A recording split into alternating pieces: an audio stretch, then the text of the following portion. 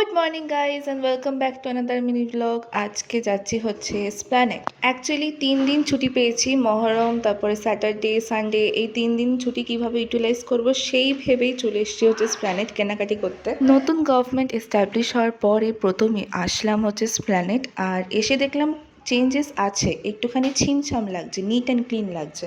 যাই হোক, আমাদের মেন মোটিভ হচ্ছে শ্রী লেদার্স, আর আজকে কোনো জামা কাপড় কেনাকাটি করিনি, শুধুমাত্র জুতো অ্যান্ড ব্যাগসই কিনেছি।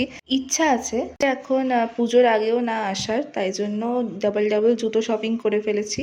অ্যান্ড যেহেতু সময়ের খুব অভাব, এখন আমার স্কুল, বোনের স্কুল, বাবার দোকান, গেস্ট হাউস, এইসব মিলিয়ে মিশিয়ে আর বেরোনোই হয় না। যাই হোক, শ্রী লেদার্সে ঢুকেই আগে বসে পড়েছি, একটু জল আর একটু ক্যাডবেরি খেলাম, কারণ অনেক দূর থেকে এসেছি। এবার একটু যাই হোক, এবার শপিংয়ে চলে এসছে। আমি এই জুতোটা কিনেছি, অ্যান্ড কী কী কিনেছি সেটা জানতে গেলে, যদি জানতে চাও তাহলে আমি একটা ব্লগ বানাবো, আর একটা হল ভিডিও। এখন বাবার জন্য এই পার্সটা কিনছি। বাবা আমাকে আগে থেকেই বলে দিয়েছিল যে এরকম এরকম পার্স কিনবি। যাই হোক, এই জুতোটা আমি কিনিনি, কিন্তু এটা আমি পরে ফেরত দিয়ে দিয়েছিলাম, কারণ এটা পরে আমার ভালো লাগেনি।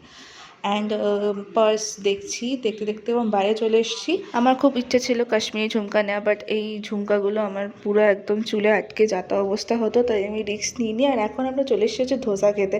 এটাও কিন্তু একটা লিস্টে ছিল, জানো তো।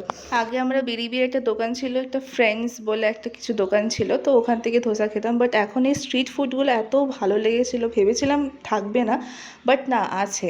আর খুব ভালো খেতে। ট্রেন্ডসের পুরো অপোজিটেই এই দোকানটা বসে, খুব ভালো টেস্ট। মাঝখানে আমি একটু টুকটাক কানের শপিংও করেছিলাম। আর এখন আমরা চলে আসছি হচ্ছে বাড়ি।